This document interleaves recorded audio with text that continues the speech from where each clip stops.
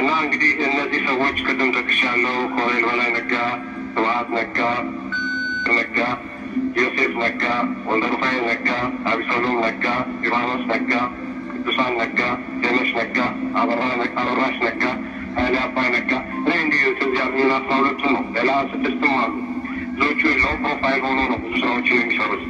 ከዚህ ውስጥ እንግዲህ ያው ስብሐት ነጋ ነው የምትሰሙት። ብዙዎች ያው 82-83 ዓመት ሽማግሌ ነው። ድርጅቱን አንዴ መርቷል። ከዚህ በኋላ ምንም አያደርግም ምናምን እያልን ነው ብዙ ጊዜ የምንለው። እንግዲህ ስብሐት ነጋ ብለን ስናወራ ይህን ሁሉ የነጋ ቤተሰብ በሙሉ ነው የምናወራው። ዛሬ ስብሐት ነጋ በየመድረኩ እየወጣ የሚዘልፈን የሚለው ሰው የሌለው ምክንያት አለው። አስታውሳለሁ የአዲስ ድምፅ ሬዲዮን ሳዳምጥ አቶ በለው አንድ ያለው ነገር ነበር የማረሳው። እኔ አቦ ስብሐት በጣም ነው የሚያስቀኑኝ። በኢትዮጵያ ውስጥ የፈለጉትን የመናገር፣ የመስራት፣ የመፈጸም ሙሉ ዲሞክራሲያዊ መብታቸው ተጠብቀው የሚኖሩት ቢኖሩ እሳቸው ናቸው። ሁሉ ሰው እኔም እንደሳቸው ብሆን ብሎ እና ስብሐት ነጋ ዛሬ ሰው የእናት ልጅ የአናት በል የሚለው ሳይኖር እንደፈለገው የፈለገውን የሚዘልፈው የፈለገውን የሚያደርገው በፈለገው ስብሰባ ላይ የሚገኝ በፈለገው ስብሰባ ላይ የማይገኝ በፈለገው ቦታ ሄዶ ኢትዮጵያን ወክሎ ፊርማ የሚፈርም ሀገር የሚሸጥ የሚለውጥ ያደረገው ከምን እንደሆነ እንግዲህ ከዚህ የተነሳችሁ ጉዳዮች ነው። እንግዲህ ስብሐት ነጋ እንደው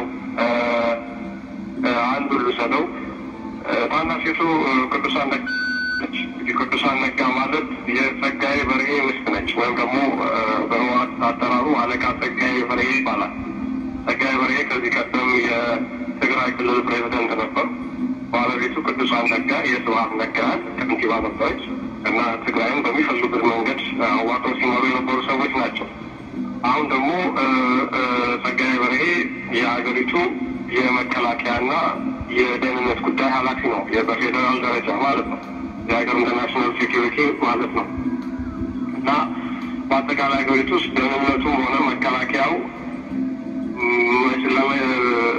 ሄዶ ሪፖርት የሚያደርጉት ለጸጋዬ በርሄ ነው። ቅዱሳን ነጋ ደግሞ በህወሓት ውስጥ የሴቶች ጉዳይ ፌዴሬሽን የሴቶች ጉዳይ ኃላፊ በህወሓት ውስጥ ያለ ሴት አሁን አዜብ መስፍንን ጨምሮ ሪፖርት የሚያደርጉት ለሷ ነው። እንግዲህ የቅዱሳን ነጋ ባል ጸጋዬ በርሄ ነው። የሀገሪቱን ደህንነት የሀገሪቱን መከላከያ የሚቆጣጠረው እሱ ነው። እነ ጌታቸው አሰፋ እነ ኢሳያስ ወልደስላሴ ሪፖርት የሚያደርጉት ለሱ ነው። መከላከያው ሳሞራም ሆነ ሌሎቹ ነጻ ሰራራት ሪፖርት የሚያደርጉት ለሱ ነው። እንግዲህ አንዱ የስብሐት ነጋ ብራንች ነው። ሌላው ከስብሐት ቀጥሎ ሌላው ሀገር አጥፊ እንግዲህ አባይ ፀሐይ ነው። የአባይ ፀሐይ ባለቤት ፈትለወርቅ ገብረ እግዚአብሔር ትባላለች። ፈትለወርቅ ገብረ እግዚአብሔር ማለት የስብሐት ነጋ የገብረ እግዚአብሔር ነጋ ልጅ ነች ማለት ነው።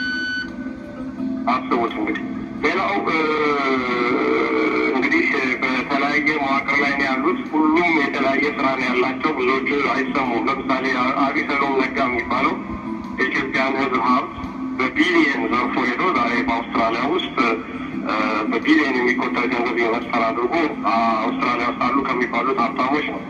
እነ እስጢፋኖስ ነጋ፣ እነ ወልደ ሩፋኤል ነጋ፣ እነ ዮሴፍ ነጋ እነዚህ በሙሉ እንግዲህ በተለያየ መስክ ተሰማርተው ሀገሪቱን እየበዘበዙ ያሉ ናቸው። ዛሬ በኦሞ ሸለቆ፣ በአዋሽ ሸለቆ ስማቸው ተጠርቶ ተዘርዝሮ የማያልቅ ካምፓኒ ባለቤቶች ናቸው እነዚህ በሙሉ።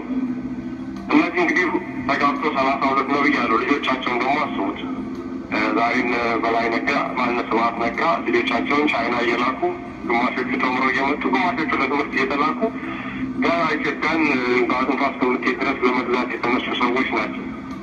እና እንግዲህ አንዱ ቤተሰብ እንግዲህ አንዱን ካየን በአጠቃላይ ህወሓትን ስናየው ከሁለትና ከሶስት የማይበልጥ ቤተሰብ ነው እንግዲህ እያሽከረከረው የሚገኘው። የስብሐት ነጋ ቤተሰብ ኢትዮጵያ ውስጥ ብቻ አይደለም፣ መሰረቱ ወደ ኤርትራም ይሄዳል።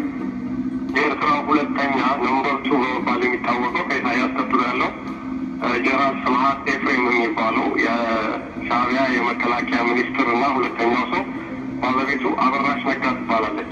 የስብሐት ታናሽ እህት ነች። ይቺ ሰው የስብሐት ኤፍሬም ባለቤት ብቻ ሳትሆን የኢሳያስ አፈወርቅ ልዩ ጸሐፊ ነች። ያለ እሷ ፍቃድ ማንም ወደ ኢሳያስ ዘንድ ሊቀርብ አይችሉም። ማን እንደሚቀርብ ማን እንደሚገባ ምን እንደሚደረግ የምትፈልጥ የምትቆርጥ ሰው ነች። ይህም እንግዲህ ማንኛውንም የህወሓት ሆነም ሻዕቢያ በስደት ያሉ ባለስልጣኖችን በጠየቁ ሊናገሩት የሚችሉት ጉዳይ ነው። ሻዕቢያና ህወሓት አብረው አይሰሩም፣ አንድ አይደሉም የሚለው እንግዲህ ከዚህ መነሳት የምንችል መሰለኝ። እነዚህ ሰዎች ከዚህ ቀደም ስብሐት ነጋ ያው በስካርም ይሁን በአንጎበር ሁሌም ይነግረናል፣ ኤርትራን የሚነካ ካለ እንዘምታለን ብሏል። ትክክል ነው፣ እውነቱ ነው። ብዙ ጊዜ ስብሐት በተለይ የንግግሩ መደምደሚያ የምንከታተለው ከሆነ እውነቱ ነው፣ ሁልጊዜም የሚነካል።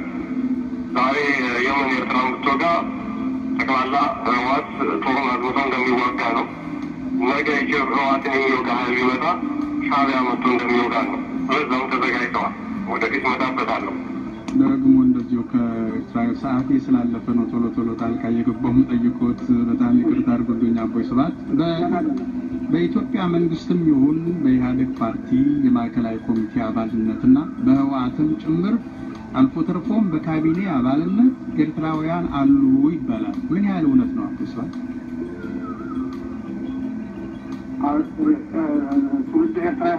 ትውልድ ኤርትራዊ የሆኑ በአመራር አሉ እና ሁሉ ኤርትራውያንም አሉ፣ ግማሽ ኤርትራውያንም አሉ። እኔም ኤርትራዊነት አለኝ እና አደጋ ያመጣል ማጥፋት አሉ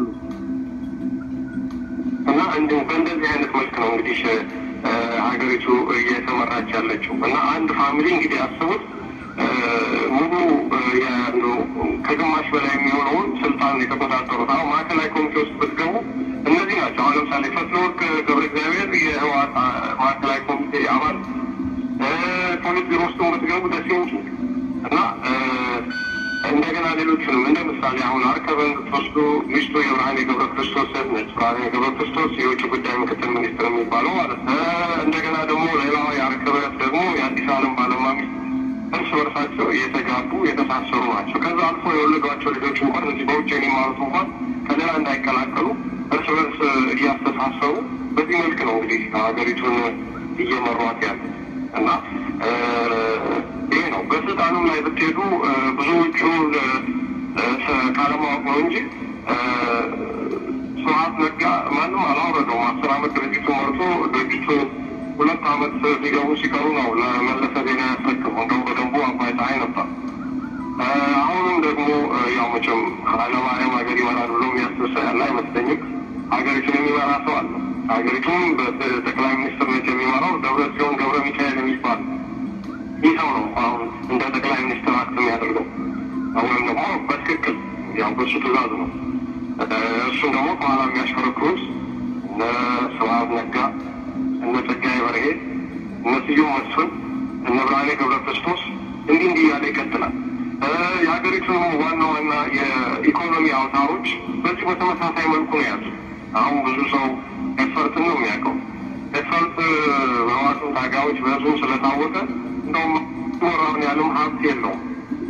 ይሄ ሀብት ያለው ማለት ወይም ማህበረ ረድኤት ትግራይ የሚባል ድርጅት ተክለወይኒ አሰፋ በሚባል ሰው የሚመራ እስከሆነ ድረስ እና ይህ ሰው ዞሮ የስብሐት ነጋ ቤተሰብ ነው። ዛሬ እነዚያውም በየስልጣኑ ላይ የሚያስቀምጧቸው ሰዎች በሙሉ የእህት ልጅ፣ የወንድም ልጅ፣ የአክስት ልጅ በሙሉ እንደዚህ የተቆላለፉ ናቸው። በዚህ መልክ ነው እንግዲህ ሀገሪቱ እየተመራች። በፊት ደግሞ ከኔ በበለጠ ይህንን የሚያውቁ ሰዎች እዚህ ዋሽንግተን ዲሲ ውስጥ እጃቸው ላይ የተቀመጡ ሰዎች አሉ። ፉሌ ይሄ ትሪገር አድርጓቸው የወጡ እያንዳንዱን ተንትኖ እንደሚያስረዱኝ እርግጠኛ ነኝ። እና የግንኙነቱን ጉዳይ በሚመለከት የኢሳያስ እንደው ለጊዜው ስሙ ስለሌለኝ ነው፣ ደግሞ ሁሉም ሁለት ስም ስላላቸው በጣም አስቸጋሪ ነው። እና የኢሳያስም የአክስት አጎት ልጆች በሙሉ ከነ የማነ ጀምሮ አዲስ አበባ ኢትዮጵያን የሚገዙትም እዛም ያሉት እዚህም ያሉትም የተቀላቀለ ቤተሰብ ነው። አብረው ነው የሚሰሩት። ምንም ልዩነት የላቸው። እና አዎ በመሀላቸው ያለው ልዩነት ቢኖር ምንድን ነው? በእነሱ በአፍ በኩል ኤርትራንም ነጻ ያወጣ ነው እኛ ስለሆን እኛ የምንለው መሰማት አለበት የሚል ሁኔታ አለ። በኢሳያስም በኩል ደግሞ ህወሓትን ከፍትፌ የሰራሁት እኔ ስለሆንኩኝ እኔ ነኝ ሁሉ እንትን የሚል አይነት የብሔረሰብ ጠብ እንጂ የዓላማ ልዩነት የለም። ዛሬም በኤርትራ የሚደረገውን የተቃዋሚ እንቅስቃሴ እያስከሸፉ ያሉት አንዳቸው ለአንዳቸው ነው። ያን ቅድም ቀደም ሲል ጠቅሻለሁ ኪዳን በሚል ከውጭ ሀገር ድረስ ያሉ ኤርትራውያኖችን ተቃዋሚዎችን ወደ ኢትዮጵያ እያስገቡ እያደራጁ ከዛ በኋላ እንዳይወጡ እያደረጉ ድምፃቸውን እያጠፉ ጭጭ የሚያደርጉት አዲስ አበባ ያሉት ሻዕቢያን ሁሉና ለማራዘም ነው። በተቃራኒው ሻዕቢያ በሌላው በኩል ደግሞ ሻዕቢያም ደግሞ የኢትዮጵያ ተቃዋሚ ነን የሚሉትን በዚህ መልክ እያሰባሰበ ኤርትራ እያስገባ ያው የሚያመክነው በዚህ መልኩ ነው። ያው አንድም ሁለት ሶስት ድርጅቶች በኤርትራ ውስጥ ምን እንደገጠማቸው የሚያውቃል። እና ይሄ ነው እንግዲህ እንደው